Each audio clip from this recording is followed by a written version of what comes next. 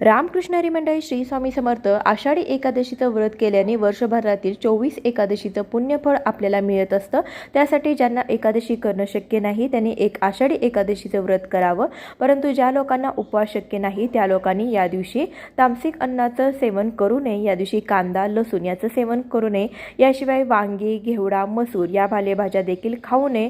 याशिवाय या दिवशी मांसाहार घरामध्ये करू नये, दारूचे सेवन करू नये। या दिवशी तुम्ही तांदळाचा भात किंवा तांदळापासून बनवलेला कोणताही पदार्थ ग्रहण करू नये, कारण की उपवास नाही केला तरी देखील या नियमांचं पालन अवश्य करावं। तुम्ही जर उपवास करत असाल तर या दिवशी उपवास करत असताना तुम्ही उपवासाचे पदार्थ खाऊ शकता, फळे खाऊ शकता।